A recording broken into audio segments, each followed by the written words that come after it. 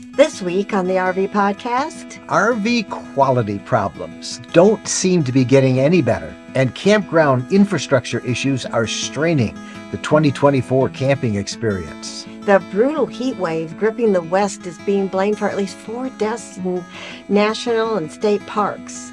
In Jen and Mike's story time, we're going to share how what sounded like a good marketing idea to us turned out to be the most embarrassing thing that we've ever done as RVers. All this plus the RV news of the week and your questions coming up in episode 506 of the RV Podcast.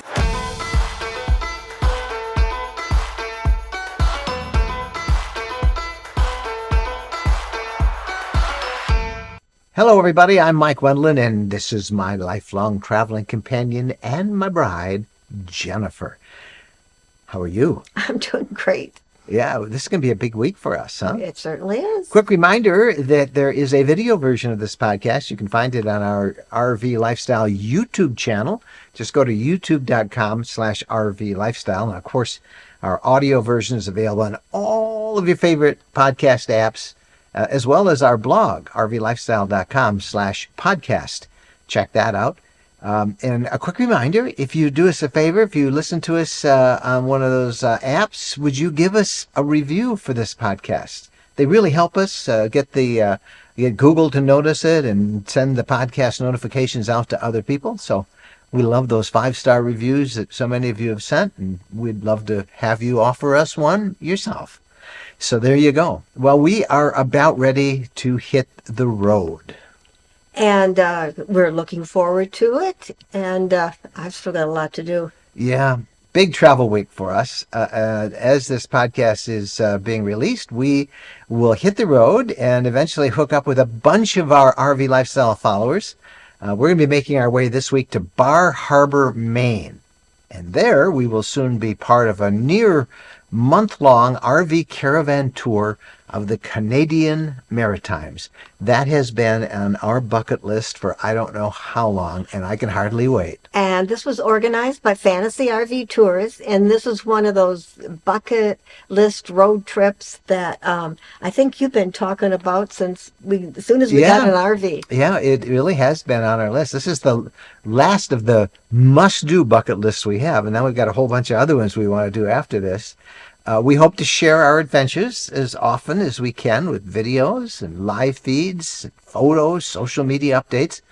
The best way is to follow us through our RV Lifestyle community at community.rvlifestyle.com. We cannot wait.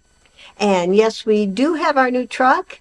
And look for a Saturday video on our RV Lifestyle YouTube channel that shows the truck, what we've added, and how we're prepping for the RV trip, that long trip that we're going to be taking, and to be alerted to when we have new videos. And make sure you subscribe to our channel and click the bell icon. You can subscribe. Just go to youtube.com/RV Lifestyle. Well, we have a lot to talk about this week, and it's a bit of a change from us, because let me just tell us right off the top, we are not negative. I was an investigative reporter for most of my life, and I did a lot of bad news stories. In fact, they used to call me Bad News Wendland. And when we started the RV Lifestyle and the blog and the podcast and the YouTube channel, we have done our best to stay positive. We are still very positive, even though we're going to talk about kind of the gorilla in the RV Lifestyle room, which is RV quality. We feel we have to address it just because we have heard so much. This won't be a regular thing. We're going to talk honestly about it today. And I want to also point out that there is not an RV manufacturer out there that wants to build a poor quality RV. We have been to most of the factories. These people work hard. They have a dedicated, skilled labor force, but they're working really hard. It's an industry that has ups and downs, and when sales are down, there's all sorts of efforts to kind of get them up. And one of the things that they have been doing is trying to remove a lot of the extras in an RV that make these prices so high. And as a result, sometimes the materials aren't up to the same snuff as previous materials in those RVs. And it's starting to catch up, I think, with some of them. We're going to talk about that today. This will not be a regular occurrence, but we feel we want to address that. And that's coming up a little bit later in our conversation of the week. Right now, though, I want to ask you something. Are you a mooch docker or a boondocker, or maybe you're struggling to keep your RV cool during these hot summer days? Well, if you have a 50-amp motorhome, a trailer, or a fifth wheel with 2 air conditioners, but you often end up in campsites with only 30-amp service, let's face it, not every campground has 50-amp service. That means you can only run one AC, right? Or do you mooch stock maybe at friends and family houses where they only have a 20-amp service? Do you boondock and find that maybe this little 2,000-watt generator that you brought along can't give you enough power to run the AC? Well, listen up. There is a special device called the Soft Start Up that can solve those problems for you. Soft Start Up is the only plug-and-play RV air conditioner soft start controller that has been tested to start and run 2 air conditioning units plus your appliances on 30-amp service. Now, it works right out of the box. Soft Start Up, what it does is it takes milliseconds to basically cut the amperage needed to start multiple RV air conditioner unit and appliances. Now, when they first start up, because they got to kick on the compressor, everything, there's a huge spike in amperage. And Soft Start Up minimizes that. They help regulate that. So you can extend your AC compressor's life. It controls the power in your RV, gives you maximum efficiency. All you do is plug it into the power receptacle and then plug your power cord into it. There's no climbing up on your RV roof, no opening up your AC units to put this in, no need to figure out the wiring and the connections. You don't have to pay a service center to install it. Just go to softstartup.com/RV Lifestyle and you can get the details. Softstartup.com/RV Lifestyle, and you'll save a whole bunch of money. You can get this in time to stay cool during the summer camping trips. Again, check it out yourself. Softstartup.com/RV Lifestyle. We should remind you that if you guys have a question, our email address, mikeandjen@rvlifestyle.com. Send us comments, questions, anything you hear today. When we come back, we've got the social media buzz with Wendy Boyer. Stay with us.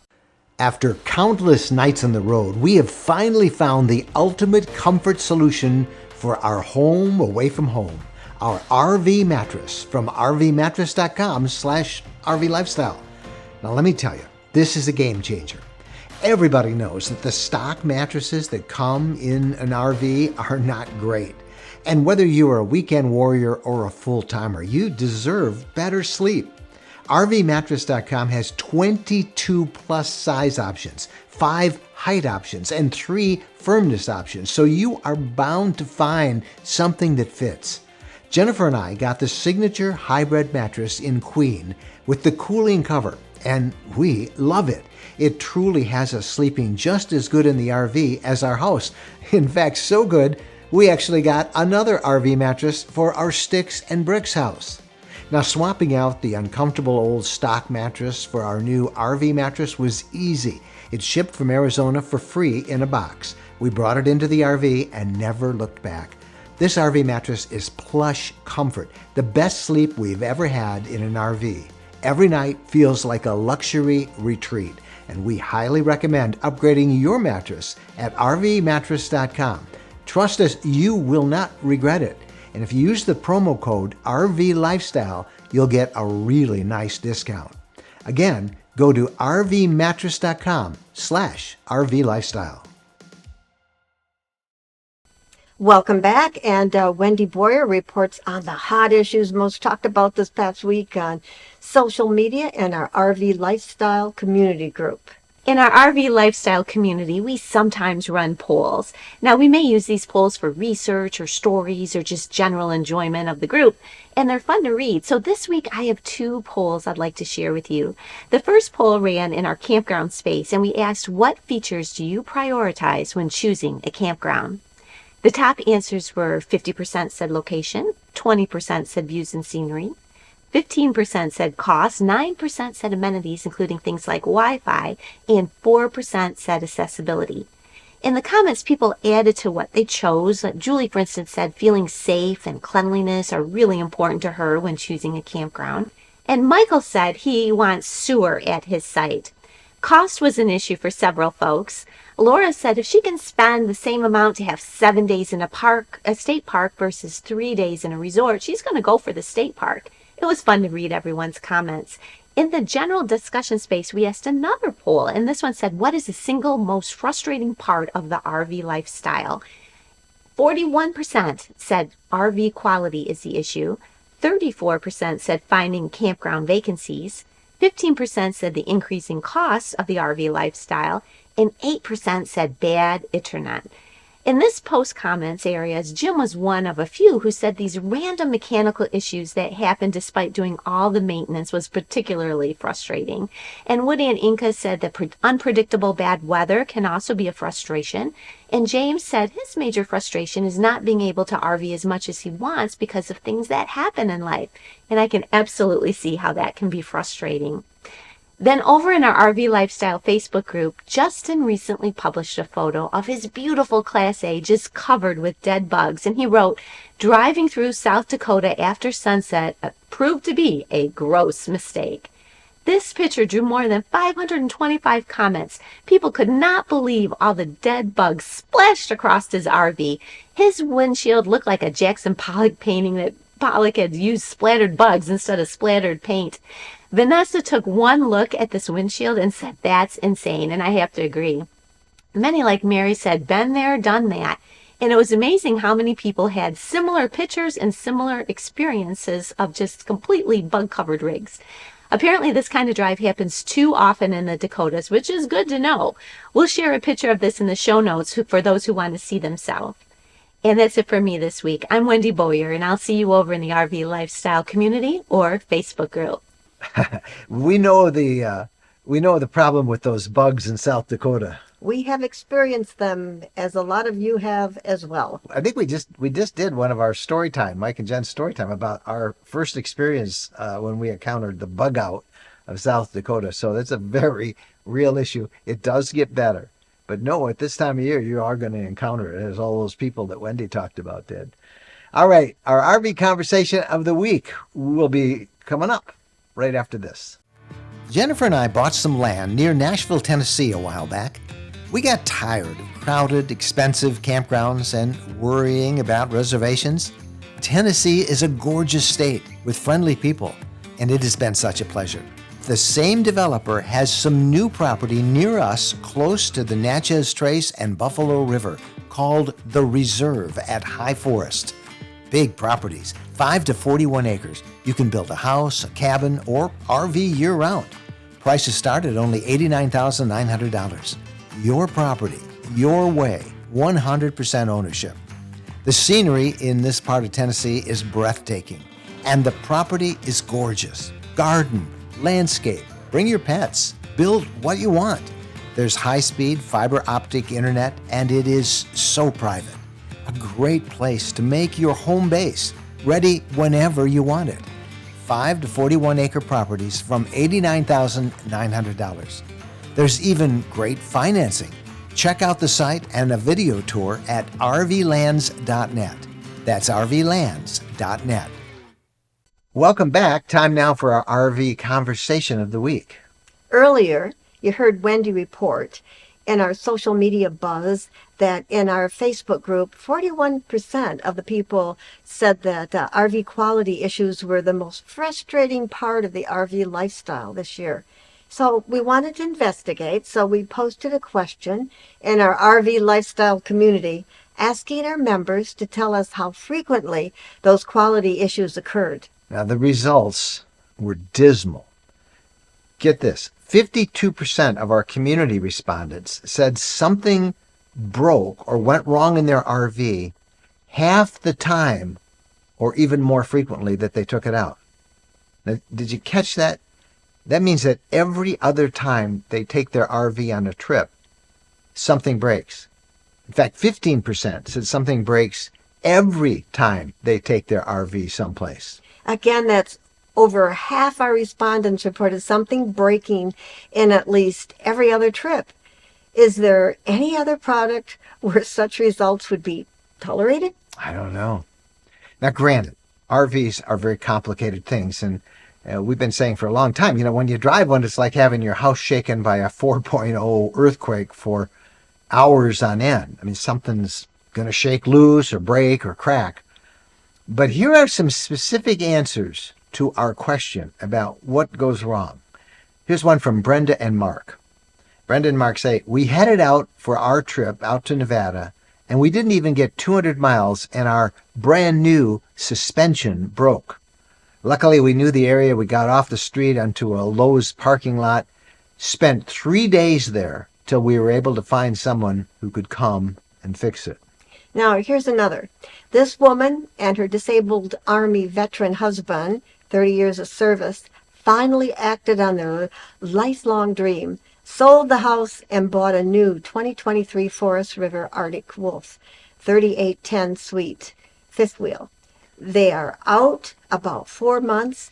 At June 21st, 2024, it had a cable snap in the bunkhouse. They called a mobile tech to fix, and while the tech is there, he notices the whole kitchen slide was not attached correctly. They get it into the dealer for service on July 2nd, 2024, and it is now July 12th, and That's when she wrote this, July 12th. still being fixed with them at a hotel and eating out all the time and costing them a fortune. Now, Forest River told them they will only reimburse them about $75 of the $400 it costs to have the cable replaced. This person is ready to give up the dream. Brian shared this. He says, I'm a 25-year-old Army disabled vet, sold our house in Virginia, bought a 2022 Keystone Raptor, it's a toy hauler, took it out on our first trip. Wife is taking a shower, water pouring into the bathroom. They put the shower tracks in backwards. Then on our bedroom slide, the angle under the slide was bent, water's coming in the bedroom. Then the level jacks were not working properly. Listen to what Kimberly wrote about her 23 Forest River Wildwood Grand Lodge. It's been problem after problem. Furnace motor broke, wrong thermostat, made the furnace circuit board fry, weak shower floor that caused a leak under the shower, and a leaky gray tank. Hole in the gutter caused a drip constantly on the slider door and leaked out of track and down hallways. The awning pulled the gutter off, and they found out it was only fastened with a few temporary screws and never fully fastened. All right, she goes on. She says, a leak in the bedroom and a big leak through the cubby under the bed caused a bunch of mold. And the bed is on a slide and was messed up. It kept ripping the floor when they retracted it. The toilet pipe broke when sitting on it once because the cut in the PEX tubing was too short and it had too much pressure on it, and it caused a mess in the bathroom. The tongue jack broke when they tried to hook it up and take it in for repairs. She says, Lord knows what else I'm forgetting, but yeah, it's a damn mess. Then there's Loretta. Here's what she said. Loretta said they pulled into a park, began filling their fresh water tank, and then the tank collapsed through the floor of their 2018 Forest River fifth wheel. She shared a picture. In the comments of this post, Don said their Forest River did that in their driveway. Wendy said this happened to them too with a brand new camper. So many people said this happened to them. Some with empty tanks. It was amazing. Look, we could go on and on. Those are just a sample of what we heard last week. I have to tell you this, that in our 12 years of doing this RV lifestyle, we have never heard more complaints about RV quality across all the different brands. And we haven't even mentioned the issue of frame flex, which particularly affects big fifth wheels and toy haulers. That is a huge mess. There are RV recalls every month.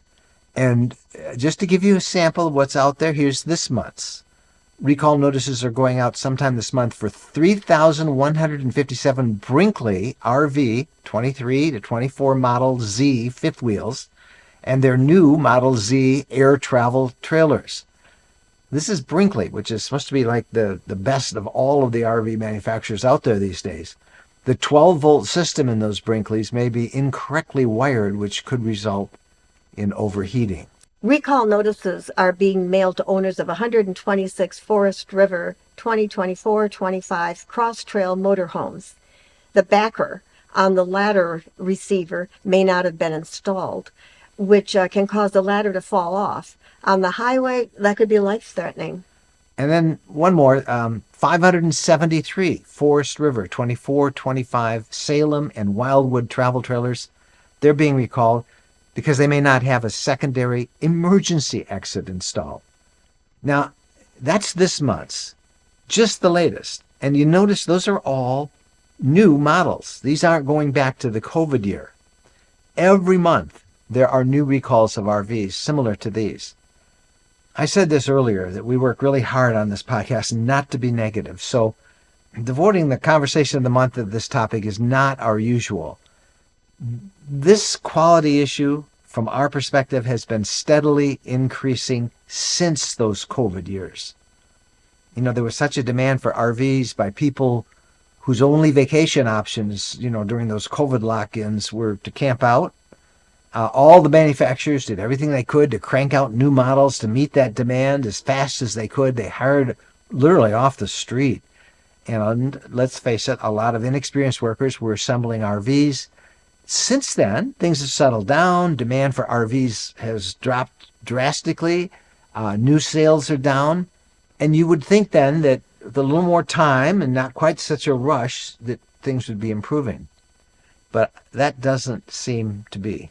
And so that's why we're talking about this. So if you're thinking about getting a new RV, new or used, we have this advice. Hire a certified RV inspector. Yeah, it costs a lot, over $1,000 for a detailed one.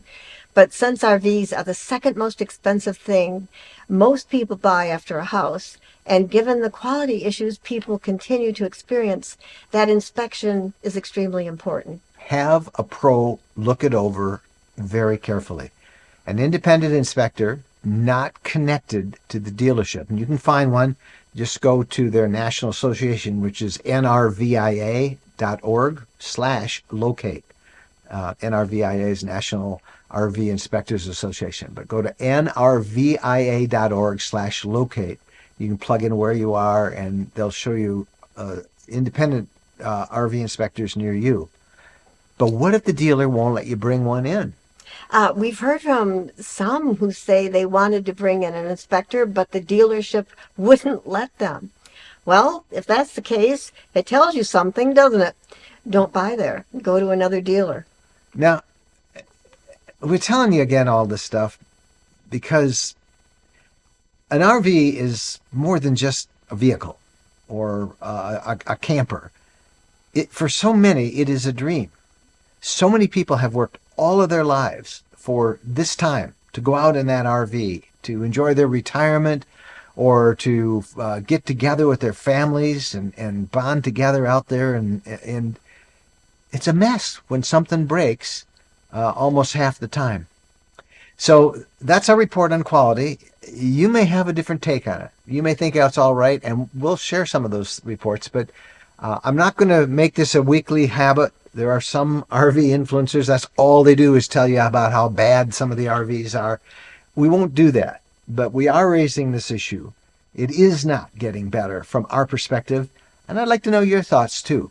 Buy quality, get an inspector. That's our conversation of the week. You can reach us at Mike and Jen at rvlifestyle.com. We'll be right back with the RV news of the week. Jennifer and I took a trip to Las Vegas and Arizona to look at Windmill Acres, a brand new RV property being offered by Western Land and Ranches. They're selling off 1 and 2 acre parcels starting at only $14,900. Now these are big. An acre is the size of a football field.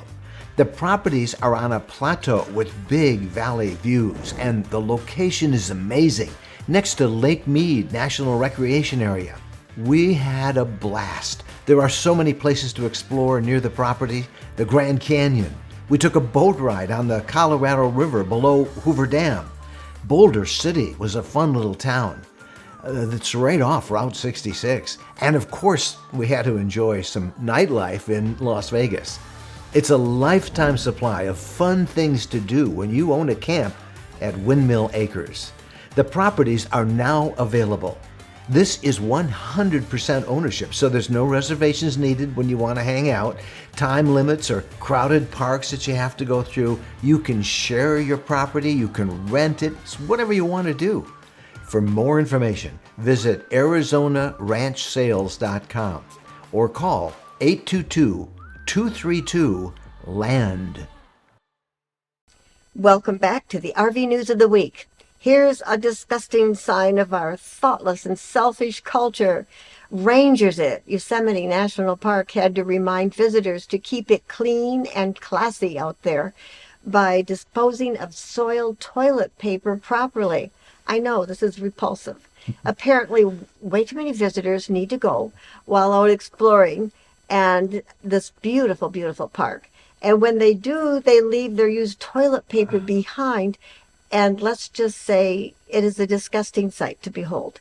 Yosemite National Park Service's Instagram page posted this, sharing a few pictures of dirty toilet paper laying about what would otherwise be a stunning selfie.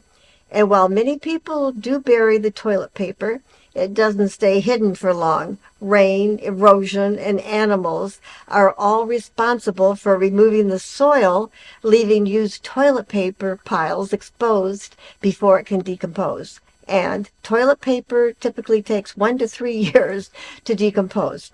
The solution? Rangers are urging everyone to pack it out. Okay, so that was Yosemite, but now let's talk about Yellowstone. And what is it about Yellowstone National Park lately? Last week I told you about a shootout at the park.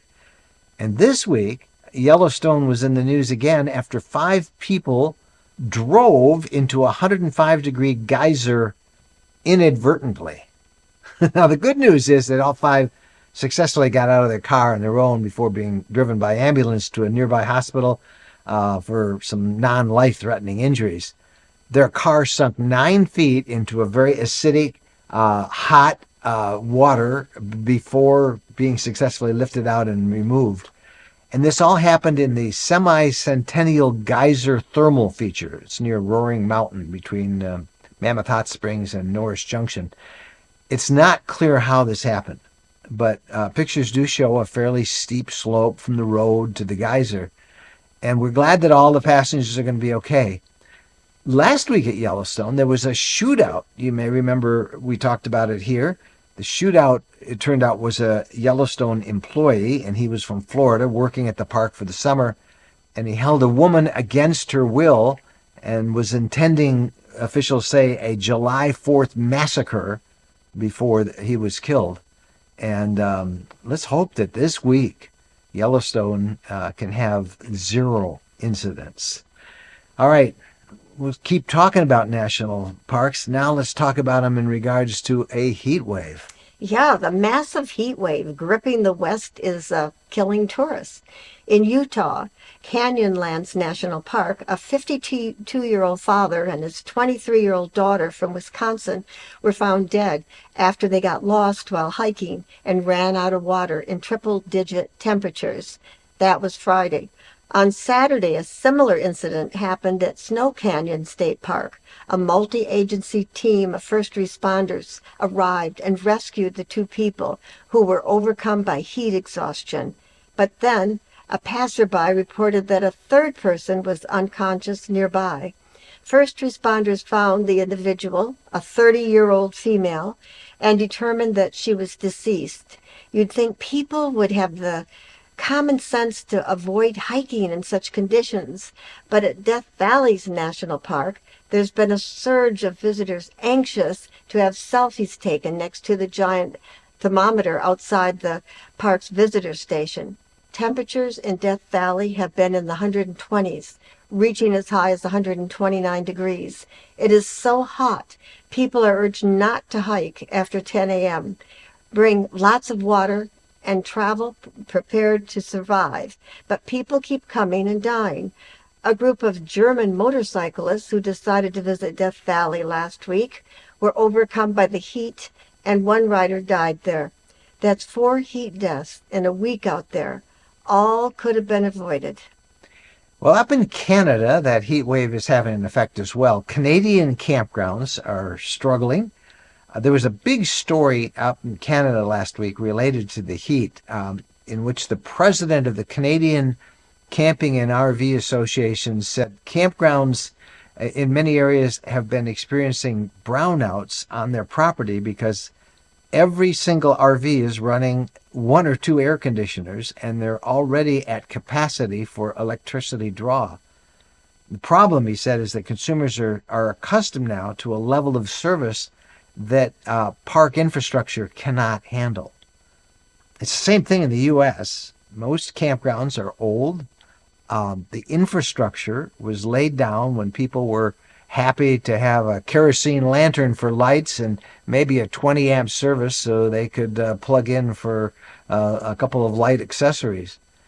So campgrounds, as RVs got better and better, they increased their capacity to 30 amp service. That was really like 20 years ago. Most of them added 30 amp service. But then they had to bring in 50 amp service about a dozen years ago as RVs got bigger, and many of them came with 2 AC units and then microwaves. The demand has just continued to increase, but the cost of upgrading for those campgrounds is astronomical, and it's frankly just beyond the reach for many campgrounds and many, small county parks, government parks, state parks. And that's one reason why camping is becoming more expensive. It's another reason why big corporations are, buying up mom and pop campgrounds or investing lots of money in the infrastructure, but they're charging big bucks and making these campgrounds, not campgrounds, but resorts and glamping places. But this growing problem of campground infrastructure inadequacies is not going to go away anytime soon. All right, that's our news of the week. When we come back, the RV question of the week, and we also have Mike and Jen's story time. So stay with us. When we're asked what's the most important modification we made to our RV, it's an easy answer.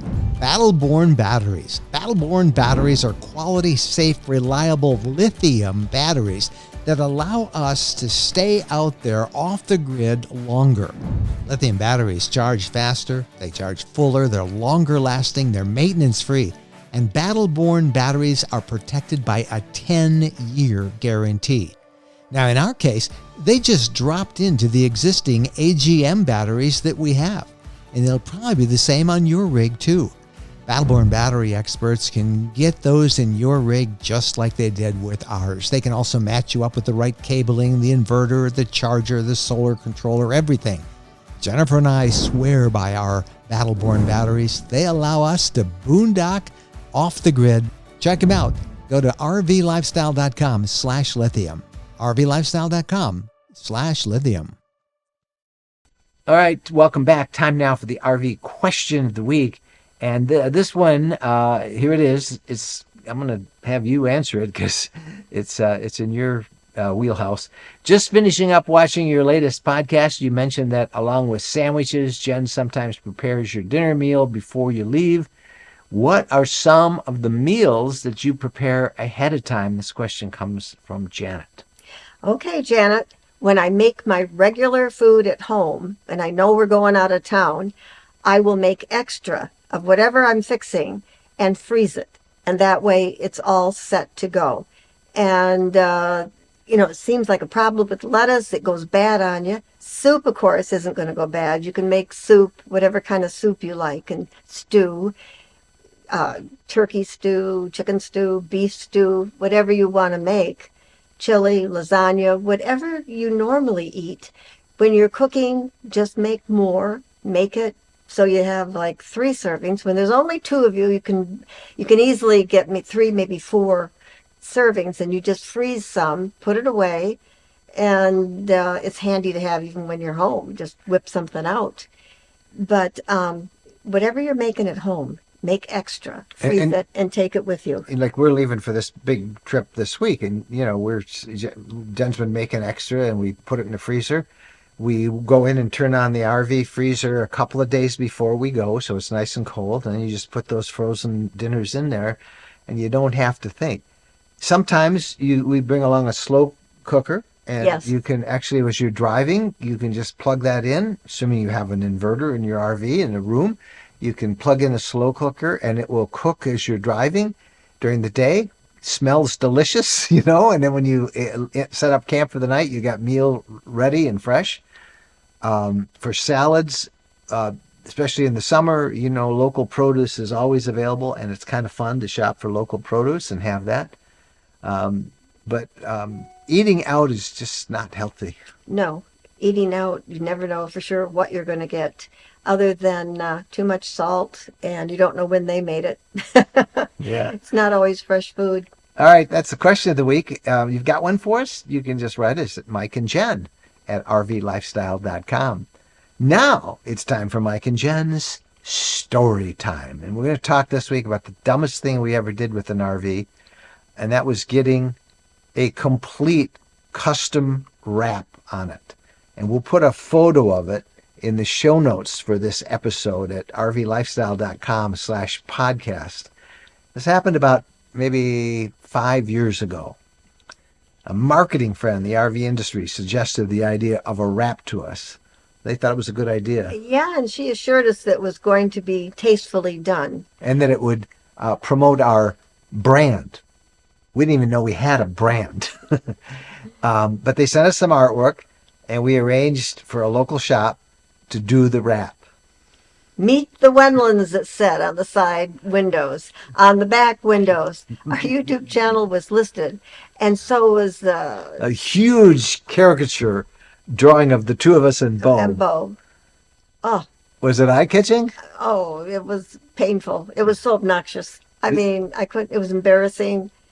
It did give my sister-in-law a really big laugh. We pulled up, and she even took a picture of the van because she thought it was so funny. Oh, I mean, even right away, as soon as we drove home from the shop that did the wrapping, we were very aware that everybody's really looking at us. And I mean, it wasn't just, it was like, they were really looking, and it was kind of creepy because as we were driving this thing, we realized we're not regular RVers anymore. We were like this Spectacle. rolling spectacle, this promotion, and there was no escaping.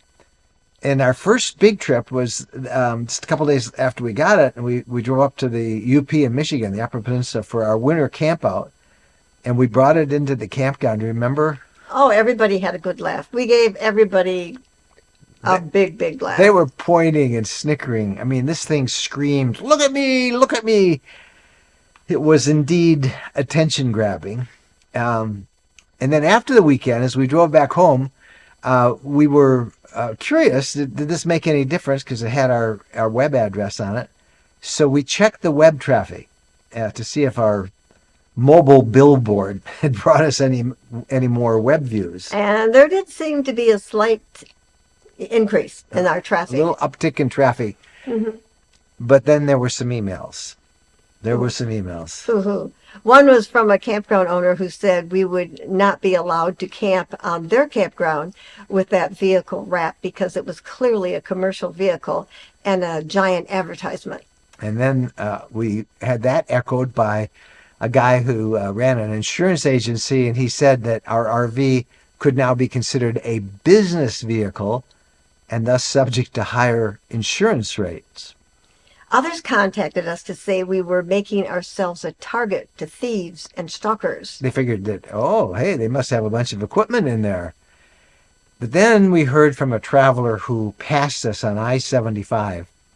And as best as I can remember, this is what that letter said. It said something like, I looked up your website after seeing your camper, not to watch your videos, but to get your emails so I could tell you that I found your vehicle wrap offensive, self-serving, and very prideful. And, it really it really hit home. He said that there's enough advertising pollution on our highways that we were only adding to it. And then I remember he signed it off and he says, count us not as fans. Well, it was pretty humiliating. It was humiliating and it was humbling and it really was prideful to put all that stuff out there. I had no idea it'd be so obnoxious. Yeah, it was pretty obnoxious.